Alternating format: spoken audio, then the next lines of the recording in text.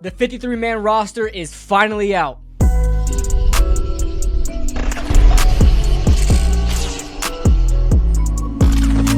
What's going on, guys? What's going on, 27 Squad? Welcome back into another video, and today we're going to be talking about the New York Giants 53-man roster for the 2023 season.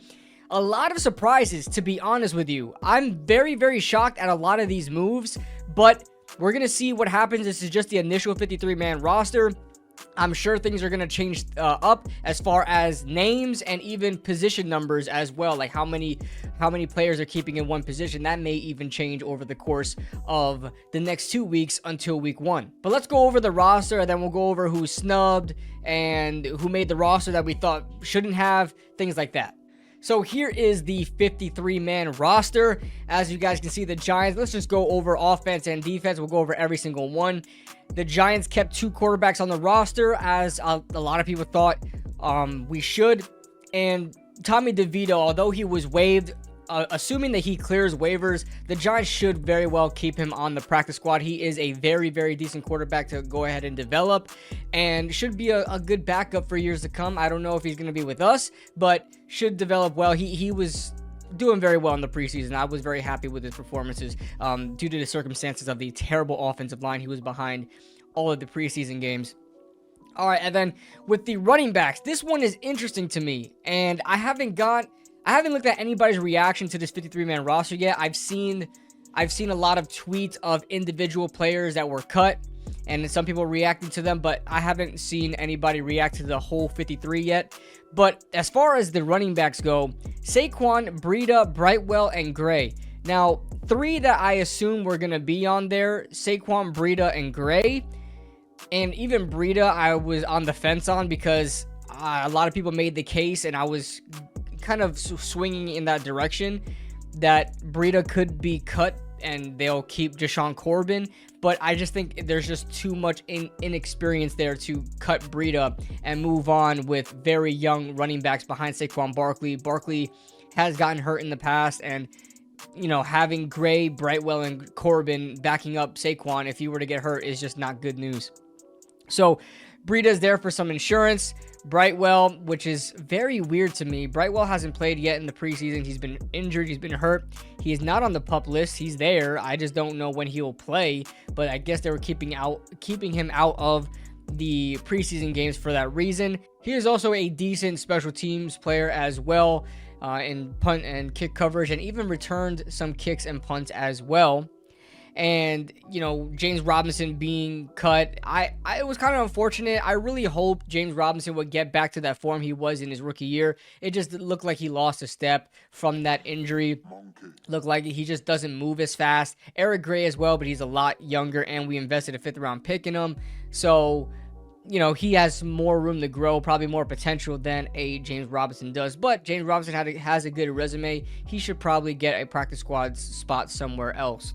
Let's look at the wide receivers. This one's interesting. We have 6 wide receivers on here, and the experienced veterans that the Giants signed over the course of the offseason in Cole Beasley and Jamison Crowder. I thought at least one of those guys would make it, especially that Cole Beasley was on, taking first-team reps a lot of the time and really impressed in the preseason. He finds himself off the team and onto the practice squad, which I think is a little weird, but I see where they're going with this. It sucks to say, but the inevitable is going to happen. You've got Wan'Dale coming off a torn ACL, and you have Sterling Shepard also coming off a torn ACL. Both these guys are injury prone. Well, Wan'Dale not so much, but he is, I guess, a little bit of a high-risk player because he's just coming off the injury. And Sterling Shepard, we know Sterling Shepard at this point of his career. So I figure they're just keeping Cole Beasley there as a practice squad guy. They're probably going to protect him and not allow him to be signed. And he'll come in whenever one of these guys inevitably gets hurt. I know people don't want to talk about that because it's kind of messed up to say, but it's true. One of these guys is going to get hurt, and maybe for a significant time. Cole Beasley will fit right in there. But I have no disagreement with the 6 on here. These were the 6 that I thought were going to make the roster if Wan'Dale was coming off the PUP, as they said they would. If Wan'Dale was coming off the PUP, this is exactly how I saw it, except I had Cole Beasley in there as a 7th. Tight end, this is exactly how I thought it was going to be. Daniel Bellinger, Cager, Waller. Well, Waller, Bellinger, Cager.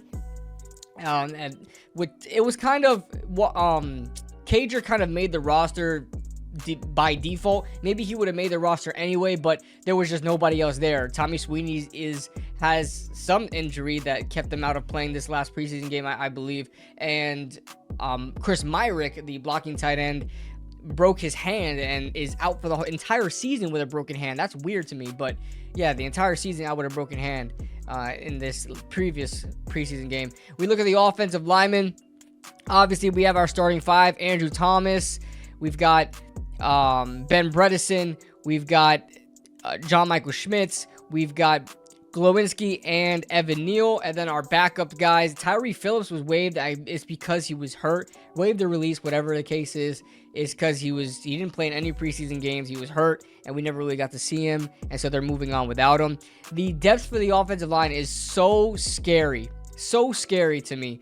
Like, in a bad way. It's just Shane Lemieux, who's always hurt. And I know he had, I believe it was 2021 where he came out and had a decent game and got hurt. I mean, I don't know what to think of Lemieux at this point, but whatever. Marcus McKeithen's coming off a torn ACL from his rookie year. This is his second year in the NFL. Very inexperienced. He's just learning.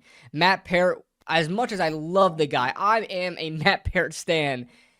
Dude, he's just not good. He's just not good, man. And not good as a swing tackle. Being the most tenured offensive lineman on this roster right now, I believe is the most tenured along with Andrew Thomas, if I'm not mistaken. You should definitely run away with that swing tackle position, and I don't think he did. Again, he probably just won it by default. Tyree Phillips is hurt. We had a lot of hurt guys, and unfortunately, no other person to really take that spot from him. So the offensive line, the starting five, I like. We'll see what happens with the two guard positions, but we'll see. Yeah, we'll see. And Evan Neal, of course, but the interior offensive line, the depth, it's just, man, it's scary to think about. I just hope our guys stay healthy for the most part. Defensive line, this is kind of exactly how I thought it would go. So we've got Leonard Williams, Dexter Lawrence, and A'Shawn Robinson, along with the depth players in Nacho, Riley, and Davidson. So Davidson makes the 53. I'm excited to see what he's going to do in his second season. And Riley, I'm really excited to see what he's going to do in his rookie season. All right, so let's look at the cornerbacks. So you guys know that Darnay Holmes took a pay cut. I don't know if you guys were aware of that. Darnay Holmes took a pay cut to stay on the team, so that's kind of told me he was going to be on the 53-man roster. We don't have a official depth chart yet, but this is just who's making who is on the 53. And so we've got Banks. We've got, I hate how they do this in chronological order. Why don't you just do it by position or somewhat depths? I don't know, man, but it's hard to read. Adoree Jackson, Deonte Banks, Trey Hawkins, Cordell Flott, Darnay Holmes, and then Xavier McKinney, Jason Pinnock. Those will round out your starters. And then we got Dane Belton.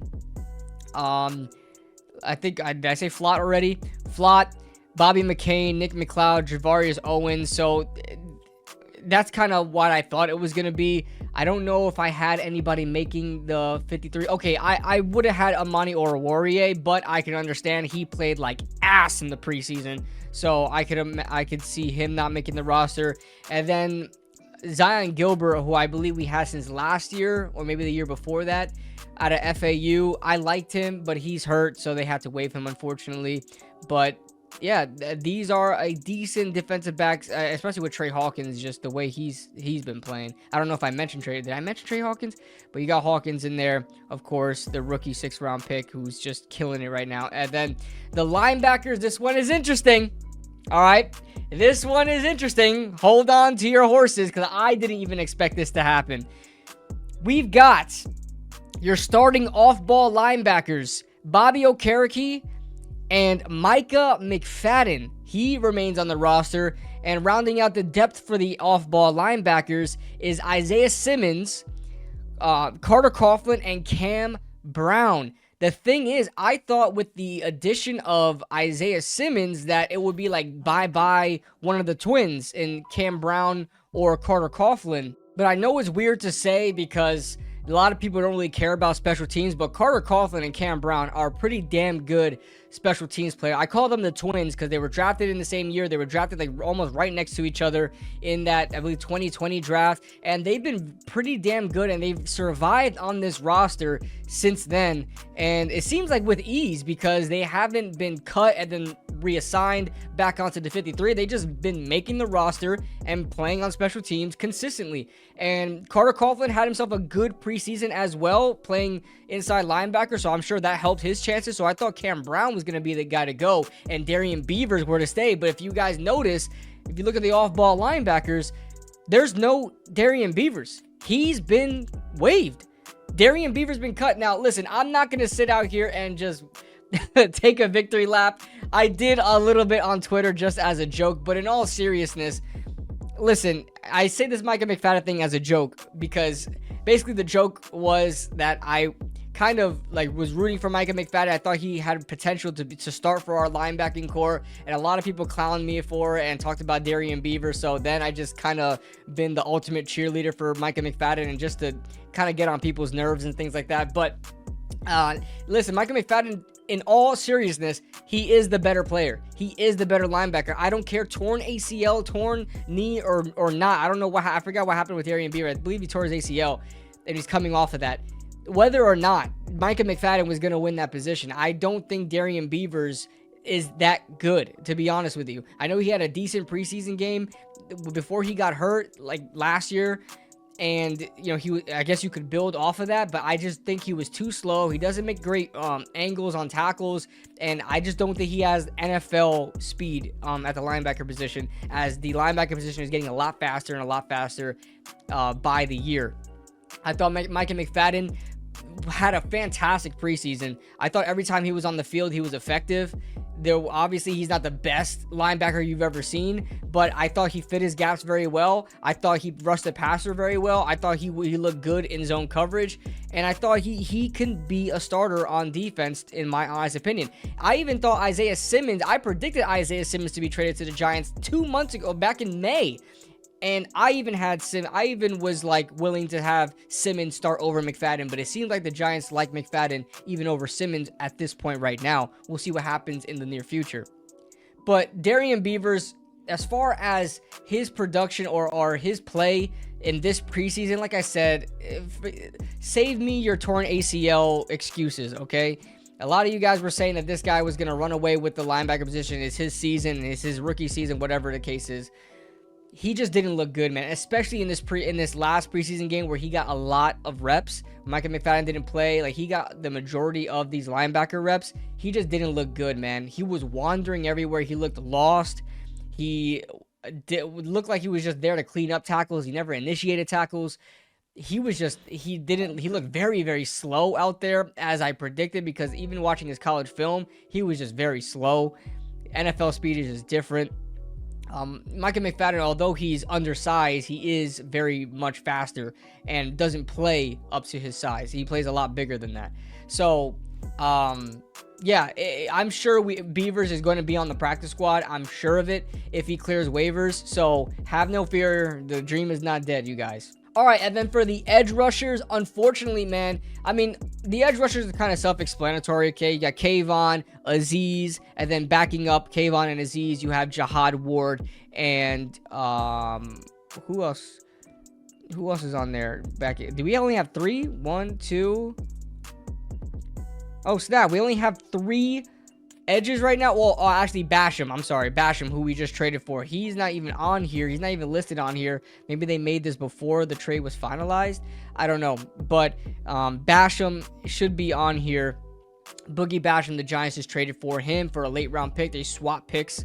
And so I thought it was a good trade. He was a second round pick 2 years ago. So that's some good value there to round out that edge rushing group. But, however, I really like Timon Fox. Maybe Basham, obviously. Basham was a former second-round pick. I guess he's probably better depth there. I really wanted to see what we can do with Timon Fox. I was really excited for him. He had a very fantastic preseason, in my opinion, especially this last game. I thought he played very, very well, had a couple of pressures, and I believe he had a sack, if I'm not mistaken. I believe he had 2 sacks in this preseason. I could be wrong. along with Boogie Basham, he had 2 sacks in the preseason as well. I believe with also an interception, or was that last year? But and Habakkuk Baldonado, man, I hope he makes the practice squad. The Giants will be making a grave mistake if they let him go, man. It's going to be Cameron Wake all over again if they let go of Habakkuk Baldonado. I think he is very new to football. He's very young, very inexperienced when it comes to football, and he is already competing as well as a lot of these guys who devote their entire life to rushing the passer. He's already doing very well and adapting very quickly in the NFL. I think he is going to be at the very least, a role player in the NFL. He has a spot in the NFL, and I think the Giants will be making a mistake if they let go of Habakkuk Baldonado. But that being said, guys, that is the 53-man roster prediction. Let me know thoughts in the comment section below. If you guys enjoyed the video, leave a like if you guys enjoyed. Comment your thoughts of the 53-man roster, your snubs, your sleepers that made the roster, guys that you didn't want to make the roster, and what do you guys think about the Boogie Basham trade? And subscribe if you guys are new to the channel. I'm Kid Blue, and I'll see you guys in the next video.